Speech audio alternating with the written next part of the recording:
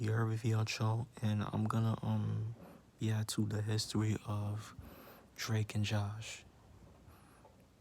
Like, and this video was made by Patrick CC. Shout out to him.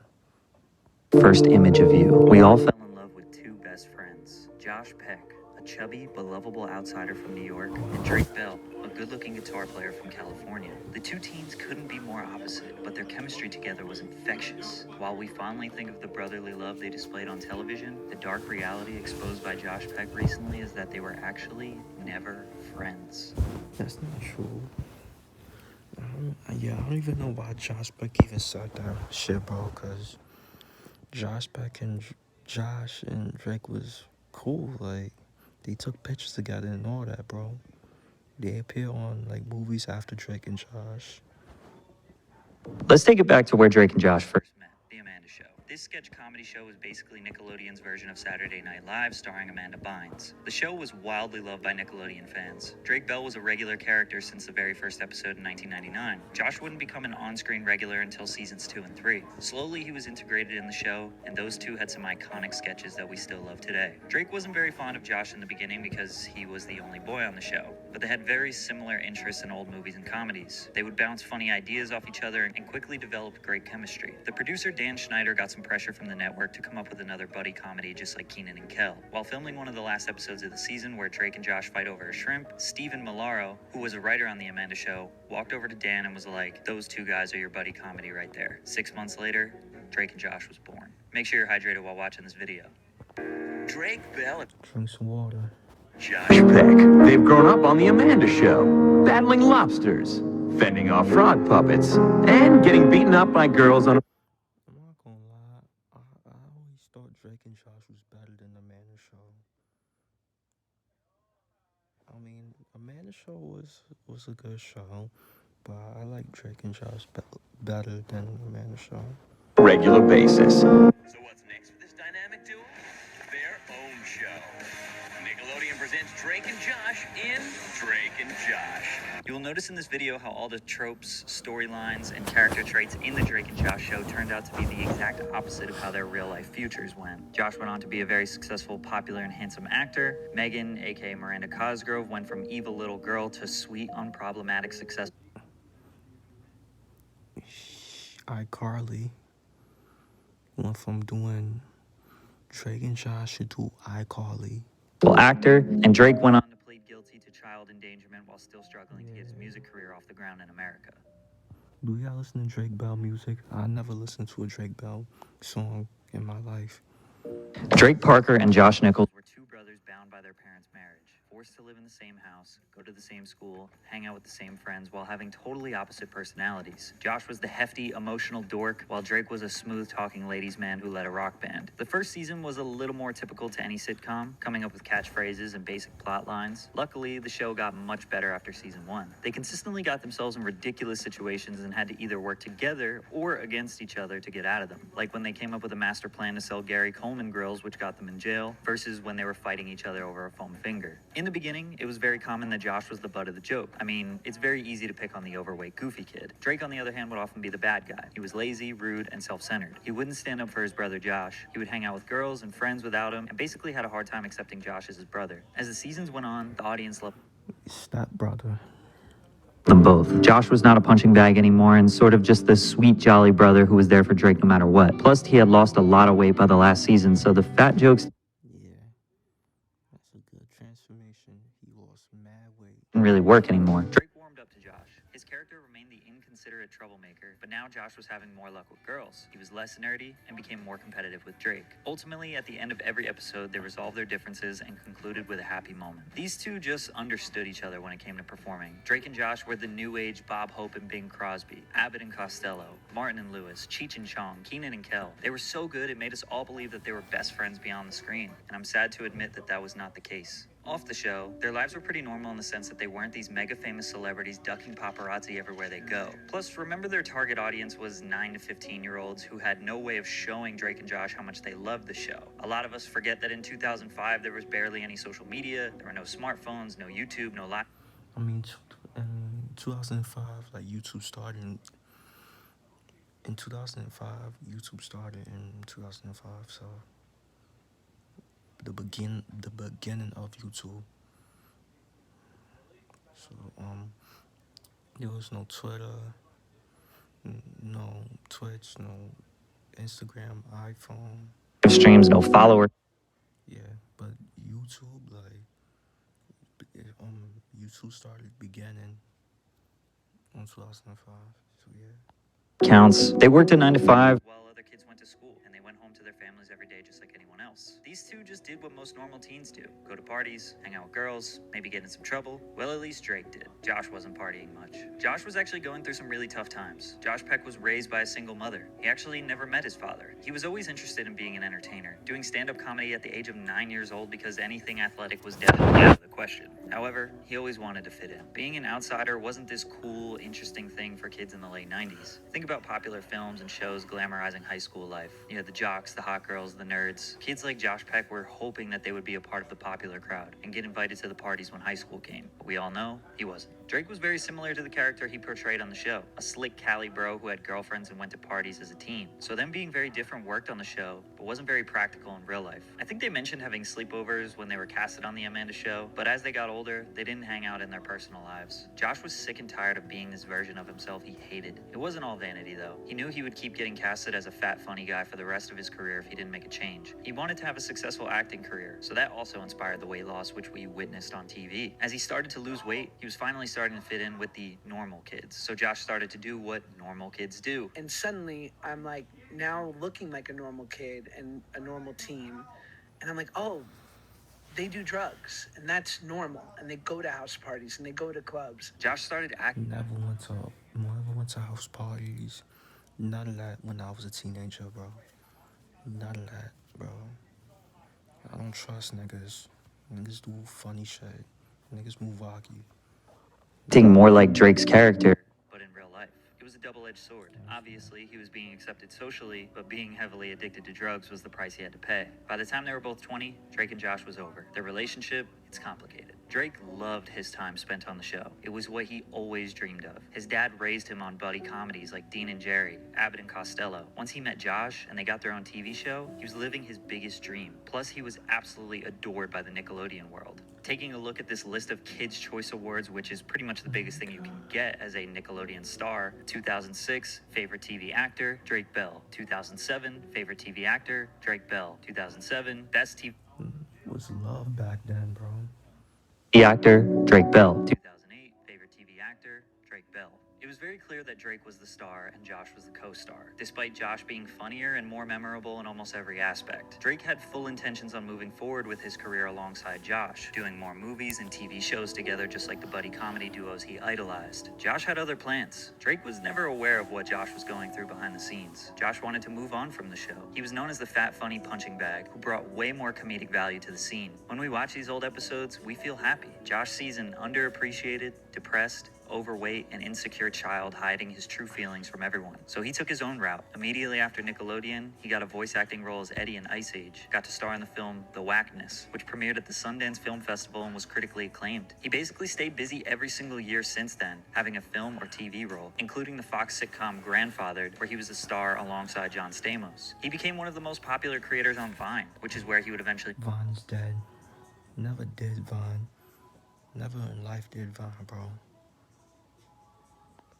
meet David Dobrik, the Paul brothers, the Vlog Squad, and become a popular influencer on YouTube with millions of subscribers. Drake hung around Nickelodeon a little longer. He did star in a terrible Superbad remake movie called College, as well as a poorly received spoof comedy superhero movie. After that, for the next decade, a few small roles in a bunch of random movies that you never heard of. His career stayed alive because of consistent TV work given to him on Nickelodeon. He did tons of different voice acting roles and one-off shows throughout the years. His music career is actually very interesting. Disney knew how to set up their actors' music careers, whereas all Nickelodeon music careers struggled. Drake has no goal gold or platinum records in America despite releasing music consistently for the past 17 years. However, in Mexico and various Spanish-speaking countries, Drake Bell, aka Drake Campana, is a huge star. He's had multiple high-charting Billboard singles and albums in Mexico. In some of these countries, he does shows for thousands of people. He speaks Spanish, releases all his new music in Spanish, provides Spanish subtitles with everything he does. I'm not really sure how that all happened, but it's been very fruitful for him. In 2014, he filed for bankruptcy, owing over $500,000 in taxes. In 2016, he was arrested for his second driving under the influence charge. He served 1 day in jail and 4 years probation. When you're not invited to the wedding,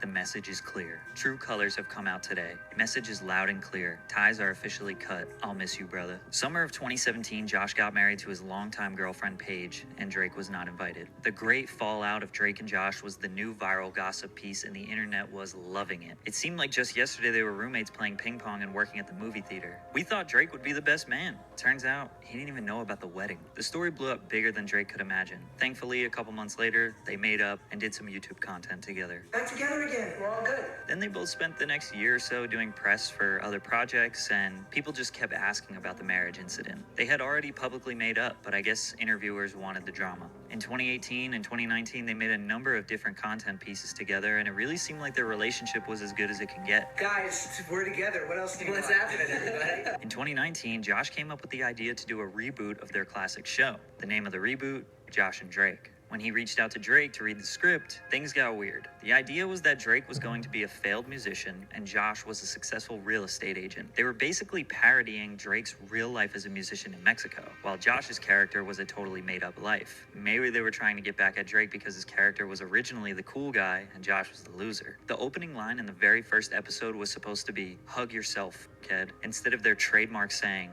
"Hug me, brother," which would have just been a slap in the face to the fandom. Then That would be violation. transitions to Drake in Mexico performing at a quinceañera for the daughter of a drug cartel leader, where they are all drinking and doing hard drugs, which leads to a gunfight, and then they don't want to give Drake his money, which is all a super stereotypical way that Americans convey Mexican culture in Hollywood. Drake didn't want to do the Drake and Josh reboot without making some creative changes because he didn't want to disrespect his Mexican fans. Josh wouldn't let Drake make those creative changes, and shortly after that, Drake started getting into his legal trouble. In 2020, Drake was outed by his ex-girlfriend Melissa on TikTok about how abusive he was in their past relationship, which went pretty viral. Drake denied all claims of physical abuse, but admitted he could be verbally abusive like a lot of couples get during a fallout. This story led to multiple other accusations, including one that would make the courtroom. He pled guilty via Zoom to a felony attempted child endangerment and a misdemeanor charge of disseminating matter harmful to juveniles in June of 2021. But Drake was accused of much worse, including sending explicit pictures and engaging in sexual activity with a minor. However, he only admitted guilt of sending text messages that were sexual and then stopped once he was aware of the victim's age. The situation is definitely creepy. And there are a lot of other factors to consider which have been broken down extensively on YouTube. But the internet is not convinced that Drake is innocent of the harsher things he was accused of. His social reputation has obviously been ruined because of this. Which leads us to today. Josh Peck recently made some big claims on a podcast that he and Drake were never friends. Are you guys like not friends? Not really. No. He told a number of different lies on these podcasts that are starting to make fans question everything. I knew that Drake and I didn't stay in touch for the 10 years since we had made the show, but no one needed to know that. Here they are in 2012. I mean, Courtroom. He pled guilty via Zoom to a felony attempted child endangerment and a misdemeanor charge of disseminating matter harmful to juveniles in June of 2021. But Drake was in everything. I knew that Drake and I didn't stay in touch for the 10 years since we had made the show, but no one needed to know that. Here they are in 2012 at what appears to be a house party. Here they are spending Christmas together in 2013. Here are multiple instances of them hanging out in mad pictures of him and Drake vibing, bro. 2014. In 2015, they had Drake come on Josh's show, Grandfather. I think it's just an opportunity for Drake and I to be working together again, and obviously we love each other. Plus, Drake says that they talked when Josh announced that he was engaged. To suggest that they at least didn't stay in touch is wild. He was surprised he wasn't invited then? If he's going bananas on you? He's surprised, but then he takes to the internet and he starts writing these tweets that immediately catch fire. And so then he leans in and goes on this press tour about how heartbroken he is. Drake tweeted two things and the internet dragged him out. Plus, there was no press tour. Then 2 months after that, they made up publicly and made some YouTube content together. After they made up publicly, Drake and Josh throughout the next year would talk about the marriage incident in various interviews. So I think Josh is just remembering things incorrectly. I was at the Video Music Awards and I see him there and he sees me. And I go up to him, like, and this might be the most Sopranos thing I've ever done. And I look at him and I go apologize to my wife right now.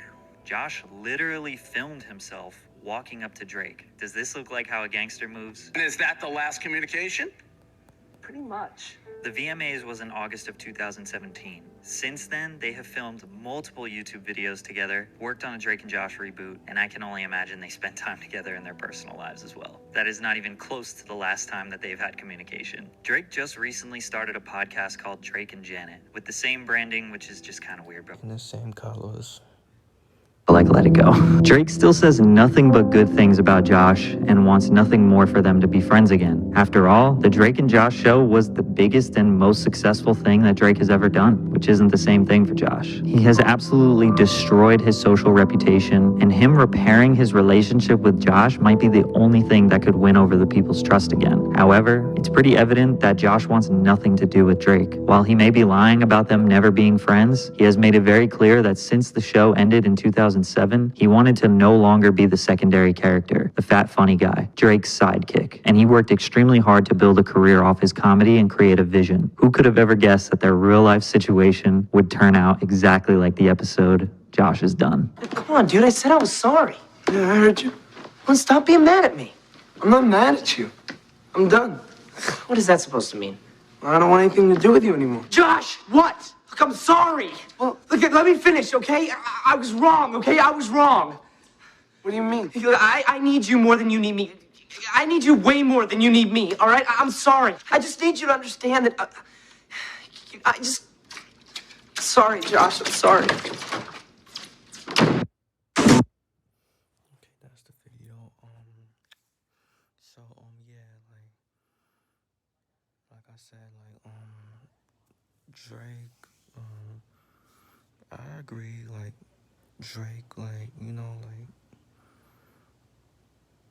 was a star on the show. So was Josh. I mean, Josh deserved his credit too. Josh deserved his credit. He did much for the show as Drake. He did his thing just as Drake did his thing with the show. Drake and Josh, in my opinion, was both the stars of the show. In my opinion, cause they did But yeah, y'all get what I'm trying to say. So yeah, what's your thoughts on this shit?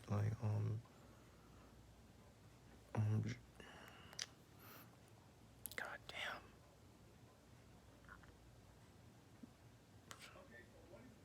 So trying to think what else is something to say.